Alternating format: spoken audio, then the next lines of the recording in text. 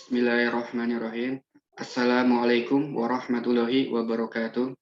Salam sejahtera buat kita semua.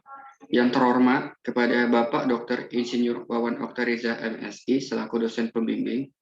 Yang terhormat kepada Bapak Ibu selaku dosen penguji.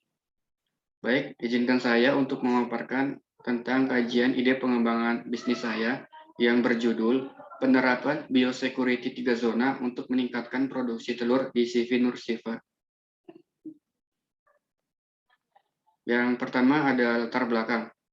Pada poin pertama, biosecurity merupakan pertahanan pertama untuk pengendalian wabah dan dilakukan untuk mencegah kemungkinan penularan atau kontak dengan ternak tertular, sehingga rantai penyebaran penyakit dapat diminimalkan. Pada poin kedua, CV Nursifa merupakan perusahaan yang bergerak di bidang peternakan, khususnya ayam petelur. Dalam sehari, CV Nursifa bisa menghasilkan 75-80 kg telur. Jumlah itu bisa terus bertambah sampai dengan 95 kg telur dalam sehari. Pada poin ketiga, ini adalah tabel jumlah produksi CV Nursifa dalam 3 tahun terakhir. Yang pertama pada tahun 2019 yaitu menghasilkan 70-80 kg telur. Yang kedua pada tahun 2020 menghasilkan 65-70 kg telur. Yang ketiga pada tahun 2021 menghasilkan 75-80 kg telur. Tetapi dengan adanya penyakit yang menyerang ayam petelur, membuat jumlah produksi telur ayam mengalami penurunan. Untuk mengantisipasi hal tersebut, perlu dilakukan tindakan untuk memutus rantai masuknya penyakit pada ayam petelur, yaitu dengan menerapkan biosecurity 3 zona dengan tujuan untuk meningkatkan produksi telur di CV Nursifa. Selanjutnya ada keragaan perusahaan. CV Nursifa merupakan perusahaan di bidang peternakan yang bergerak di komoditas ternak, yaitu ayam petelur, yang terletak di Desa Singoyudan, Kecamatan Mirit, Kabupaten Kebumen, Jawa Tengah. CV Nursifa awalnya dibentuk dan didirikan pada tanggal 17 Desember tahun 2017 sebagai peternak ayam petelur pertama yang ada di Kecamatan Mirit. Perusahaan ini masih menggunakan teknologi semi modern. Alasan dinamakan CV Nursifa yaitu anak kedua dari pasangan Ibu Kusnul dan Bapak Supriyadi yang bernama Asifa.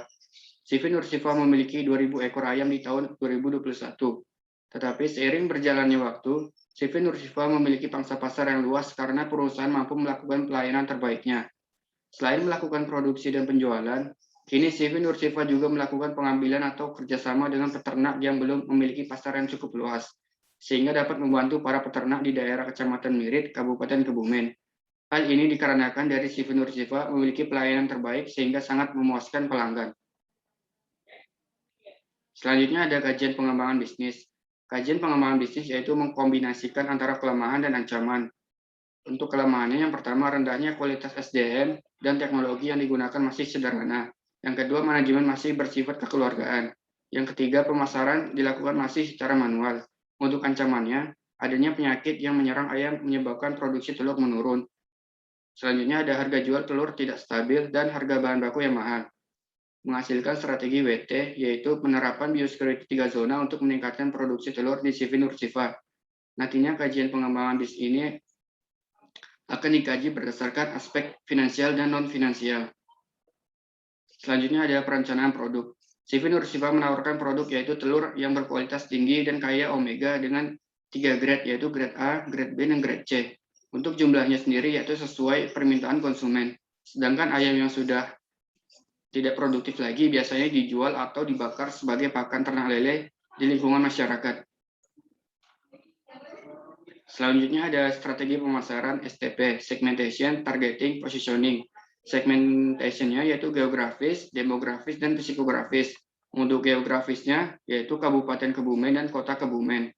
Untuk demografis, penduduk usia 15-50 tahun, jenis kelamin laki-laki dan perempuan dengan pendapatan menengah ke atas. Untuk targeting yaitu masyarakat Desa Singoyudan dan Kabupaten Kebumen dan Kota Kebumen. Untuk positioning memiliki kualitas produk telur ayam yang lebih baik dibandingkan dengan telur ayam lainnya. Selanjutnya ada strategi 4P. Untuk produk telur ayam dengan kualitas terbaik. Untuk price, harga telur yang ditawarkan yaitu sebesar 22.000 per kilo. Untuk place, memasarkan hasil panennya ke toko-toko yang ada di Kebumen, Purworejo, dan di luar kota Kebumen.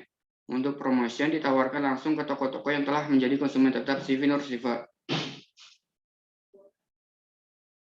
Selanjutnya ada perencanaan produksi.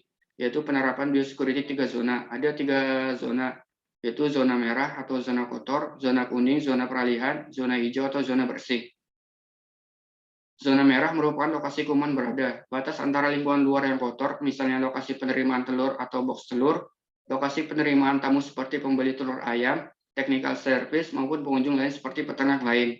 Untuk zona kuning merupakan zona transisi antara daerah kotor dan bersih. Area ini hanya dibatasi untuk kendaraan yang penting seperti mobil pick-up, DOC, dan telur. Akses diperuntukkan bagi para pekerja kandang. Untuk zona hijau adalah zona bersih yang merupakan wilayah yang harus terlindungi dari kemungkinan terkontaminasi atau penularan penyakit. Untuk masuk ke wilayah ini, pekerja harus menggunakan alas kaki khusus. Dan pada area ini, kendaraan tidak boleh masuk ke zona ini. Begitu pula pengunjung kecuali ada kepentingan lain. Selanjutnya ada proses biosecurity. Yang pertama ada isolasi. Isolasi berarti penempatan atau pemeliharaan hewan dalam lingkungan yang terkendali. Kandang atau pagar kandang akan menjaga dan melindungi unggas serta mencegah masuknya hewan lain ke dalam kandang. Isolasi ini juga diterapkan dengan memisahkan ayam berdasarkan kelompok umur. Yang kedua, vaksinisasi. Vaksinasi merupakan langkah pencegahan serangan penyakit dengan menginduksi antibodi dari dalam tubuh ayam. Proses vaksinasi dilakukan dengan memasukkan agen penyakit yang telah dilemahkan agar dapat merangsang pembentukan sistem kekebalan atau antibodi terhadap suatu penyakit tertentu dengan dosis yang aman. Terbentuknya antibodi ini akan dapat meminimalkan risiko masuknya infeksi penyakit ke dalam tubuh ayam. Yang ketiga ada pengendalian lalu lintas. Lalu lintas kendaraan yang memasuki area peternakan juga harus diawasi dengan ketat. Kendaraan yang memasuki peternakan harus melewati kolam disinfeksi di belakang gerbang. Kendaraan yang dapat masuk ke area peternakan adalah kendaraan pengangkut makanan, dok, atau peralatan kandang lainnya. Di peternakan yang membutuhkan biosecurity yang lebih ketat, begitu memasuki kolam disinfeksi, kendaraan harus berhenti. Kemudian semua bagian mobil di sekitar ban disemprot dengan penyemprot bertekanan tinggi. Sedangkan penumpang harus melalui pintu khusus untuk lalu lintas manusia.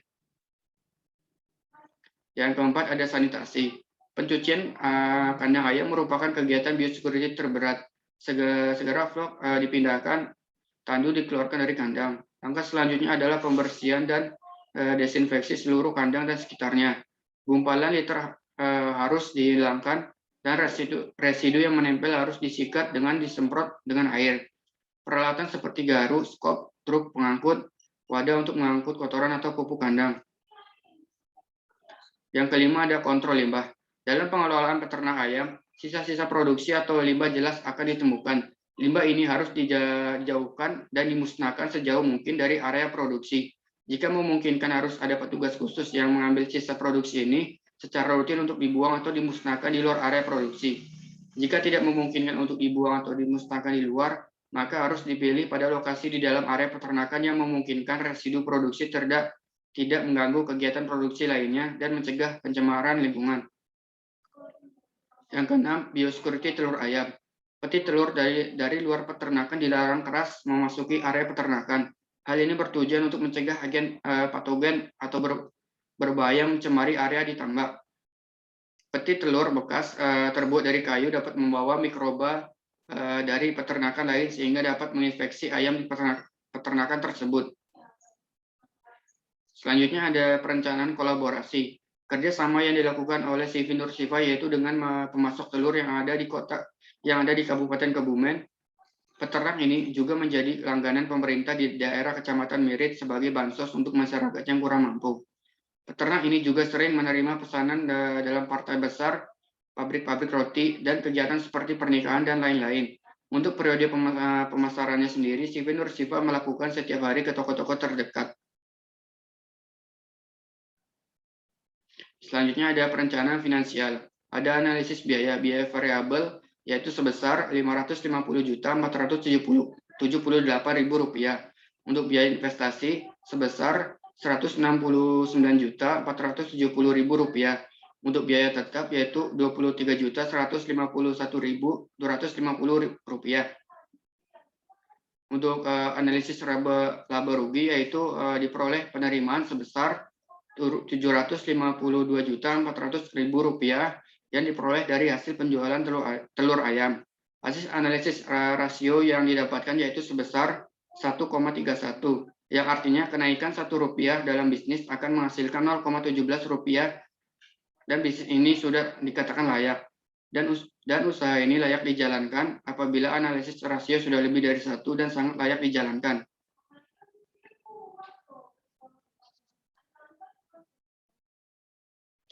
Selanjutnya ada simpulan dan saran. Simpulannya yaitu menghasilkan analisis SWOT yang didapatkan antara kelemahan dan ancaman, dan mendapatkan strategi penerapan biosecurity 3 zona. Berdasarkan aspek finansial dan non-finansial, bisnis ini layak dijalankan. Untuk sarannya, dari ide pengembangan bisnis yang dilakukan, CV Nur Sifa mengalami kenaikan produksi. Harapannya, pengembangan ini terus dilakukan dengan konsisten, selalu melakukan pengawasan kinerja, agar kedepannya tidak ada penyakit yang menyerang ayam petelur. Diharapkan checklist audit biosecurity, HIGNI, dan sanitasi untuk peternakan petelur dapat dikembangkan lebih baik lagi. Sekian pemaparan dari saya. Assalamualaikum warahmatullahi wabarakatuh.